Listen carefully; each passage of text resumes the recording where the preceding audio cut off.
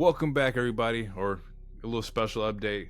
Today is March 3rd, Sunday, and it's AEW Revolution Day. And the Monday Night Wave will bring you their predictions of what's going on or what's going to happen tonight in tonight's pay-per-view. So, as we normally do, or I guess it's the first time for us doing it, we're going to go over our predictions for how this match or how this pay-per-view is going to go. You want to start off top here? What you got? What's the first card or match on the card you got? Julia Hart and Sky Blue versus Chris Statlander and Willow Nightingale in the pre-show. Which, I mean, we talked about it earlier. I don't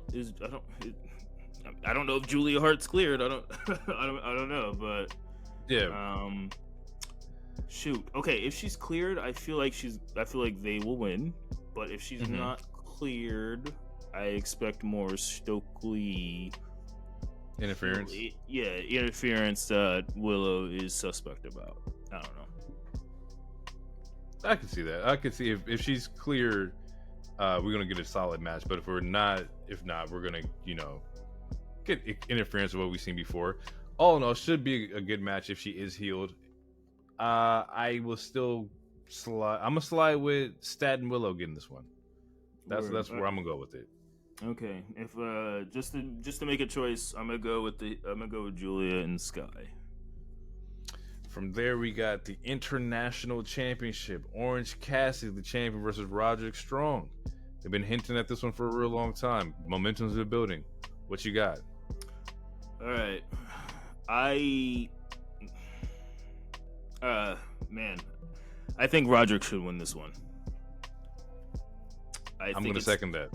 Okay, yeah. I think it's time for Orange Cassidy, whether you guys like his joke character or not, whatever. I think it's time for him to either go up on the card or do something else, because there's nothing else he can do with this International Championship. He's done everything he can do. The United Kingdom, or Jesus, that's my second time saying this. The Undisputed Kingdom, they could use a championship to make them more established, because ever since their debut, they have not done anything of note. So I think that Roderick winning this would make them look good. So fair. Next is the All-Star Scramble for a future AEW title shot. Jericho, Wardlow, Powerhouse Hobbs, Lance Archer, Hook, Brian Cage, Dante Martin, and to be announced, which I think was on today's episode of Collision. So I'm not too sure yet. But if I had to, I'm not too sure who's the last person, but if I had to choose out of this for a future shot, the one that probably needs it the most is Wardlow. Once again, for the Kingdom, I think you kind of need him to build that momentum up. But also Lance Archer. I think Lance Archer's dope. He had a couple really dope matches early in the early AEW. But for the sake of this, I'm gonna go Wardlow. What you got?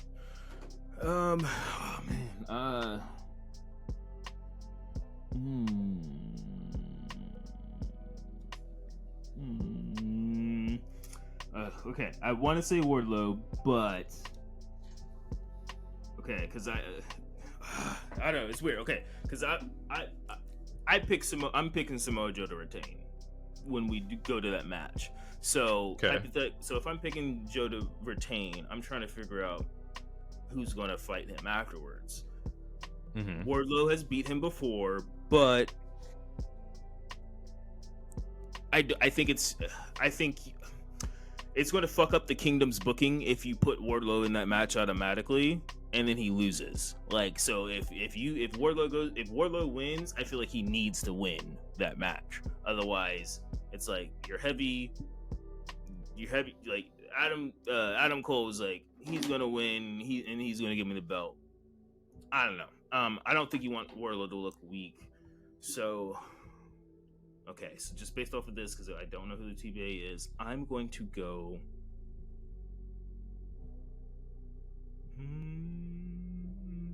I'll go Hook. I say we get Hook Joe 2. Hook Joe 2. Hook Joe 2 would be dope. That Hook Joe 1 was good.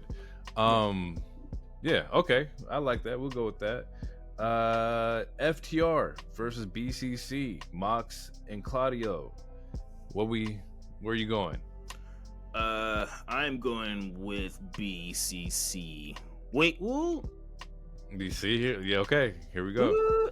I'm gonna go with BCC because I feel like for whatever reason FTR is being punished. Maybe it's because Wheeler's gun charge, but I'm gonna go BCC just because Moxley has not lost this year, and I don't expect this to be his first loss.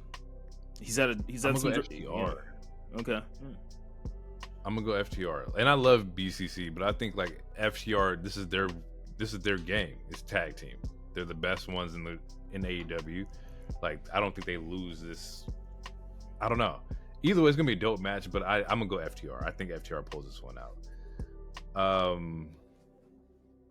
Next is Ospreay, Bruv, and Konosuke Takeshita. For the sake of this, I know it's Ospreay. Yeah, it's gonna be Ospreay, and they're gonna jump him after, or something like that. I probably like that. Yeah, that makes sense. Yeah. TNT Championship: Christian Cage versus Daniel Garcia. Good old Danny G. Okay, so I'm going to say I want to say Christian. I think Christian. Mm-hmm. I think Christian will, but I could. Okay, I'm gonna choose Christian, but I could see Daniel winning because I think Tony Khan wants to keep him, and his contract goes up soon, and I think he sees that the grass might be greener on the other side, and I feel like Tony's going to try to keep him. So I wouldn't be surprised if Daniel goes over, but I'm going to choose Christian.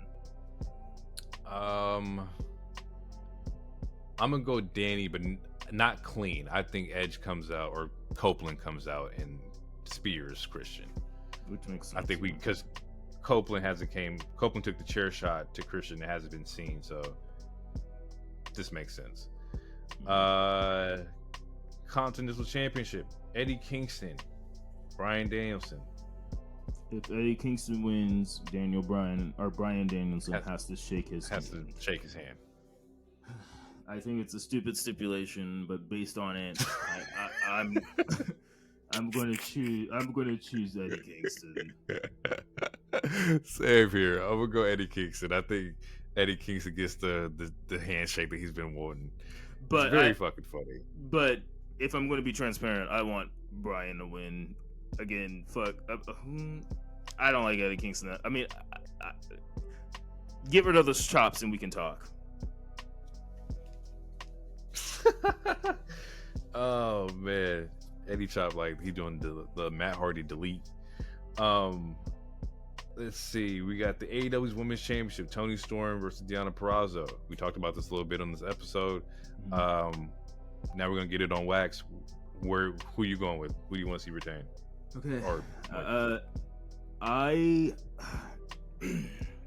All right, assuming Mercedes comes on the 13th, I think Deonna would be the better choice. I'm going to go with Deonna. I think she's proven herself.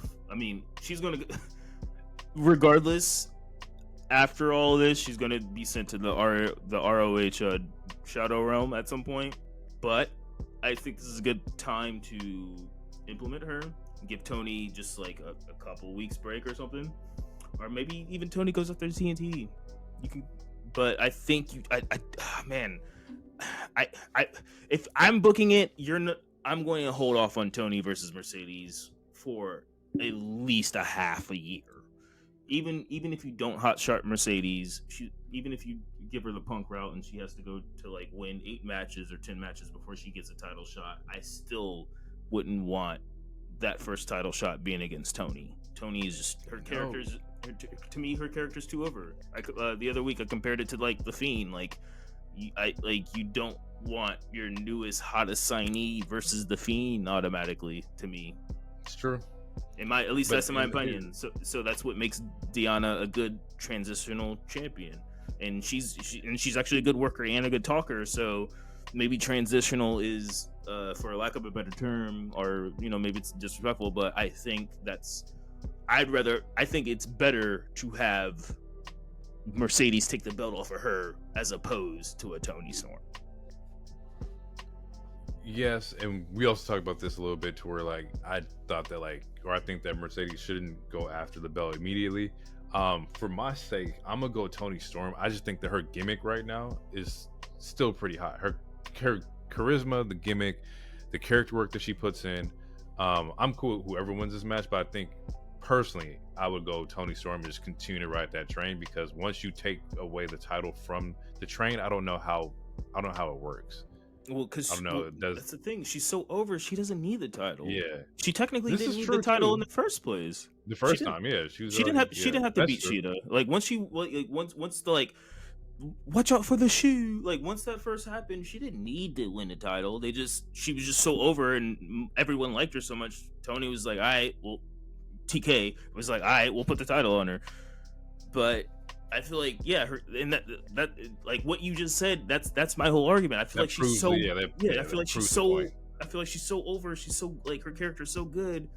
You don't like if she, whether it's in 10 matches or whether it's immediate, if she loses to Mercedes, either you're gonna make people instantly hate Mercedes because it's like, oh, it's another E nigga, whatever, who just came in here and got a title, or you're gonna make people start hating Toni, and you don't want. And like that's Toni Time.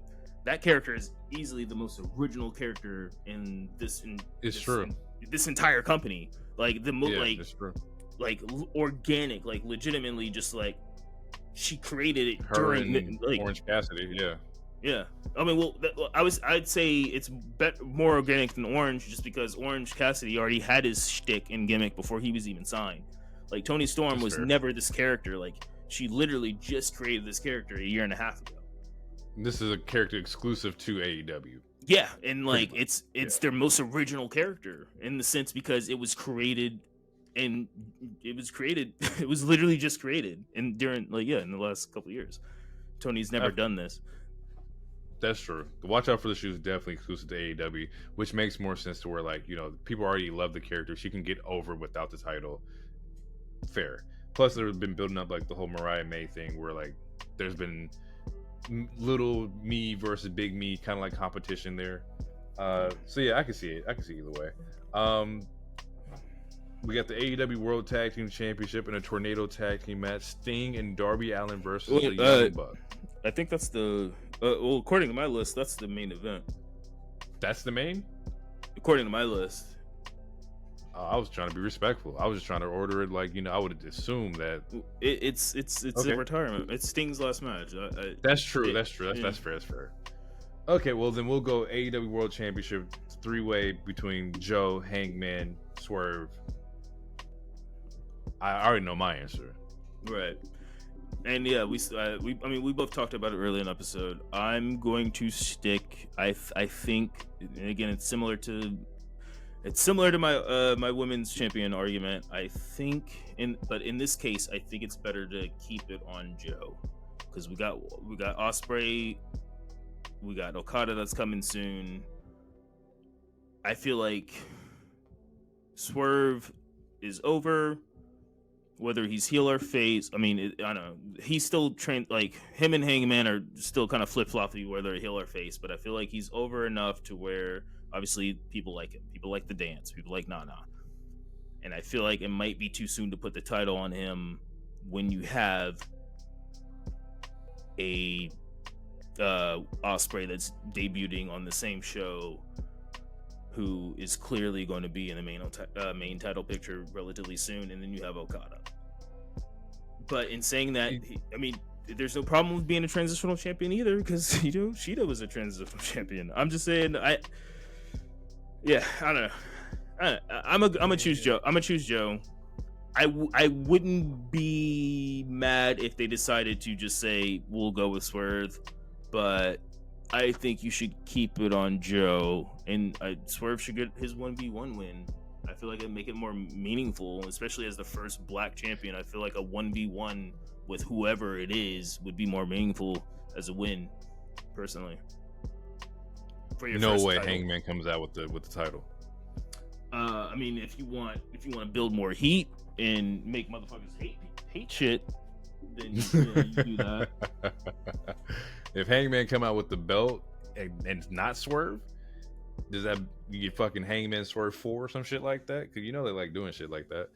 More than likely, yeah. But I would honestly, another reason I think Joe should win is because even though his promos have been better than the other two, he still feels like the afterthought in this feud. Like this whole feud is really sleeping on.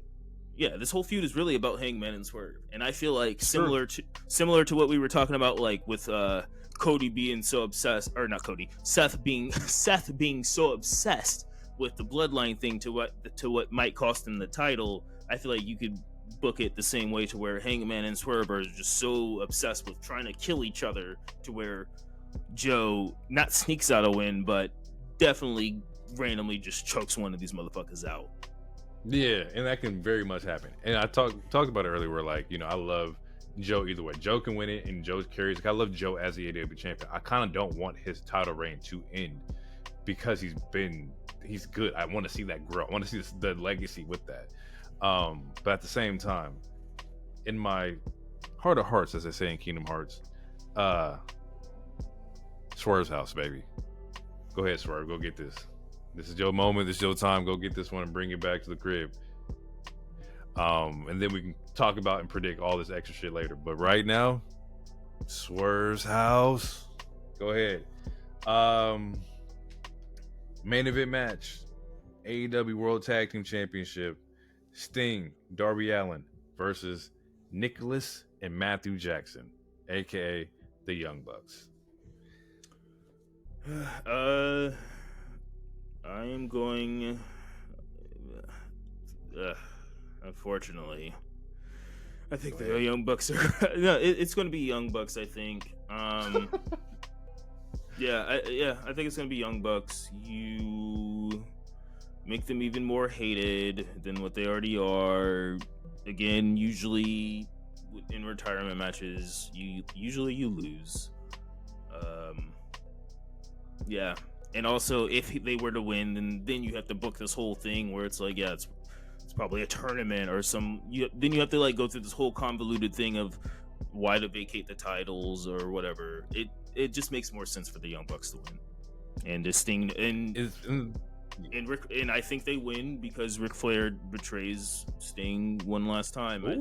I forgot about the Rick element. Yeah, we didn't talk about it during the AEW part, but yeah, the Young Bucks after they beat the shit out of Darby, they were beating the shit out of Rick. But that could always be a work. I mean, fucking Dakota just proved it the other week too. So that's true. Yeah. I think I'm gonna agree with you. Sting. I'm gonna go Young Bucks. I'm gonna go Young Bucks. I think that they should. If Sting finishes his career, giving them the nod, giving them the push, causes more heat for them, and you end up hating them even more because now they're Nicholas and Matthew Jackson with the tag team titles, and you must respect them.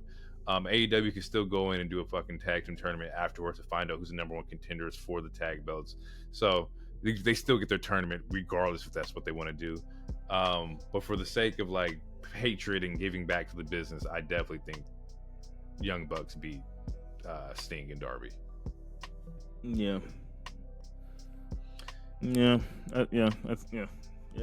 makes sense. It just makes sense.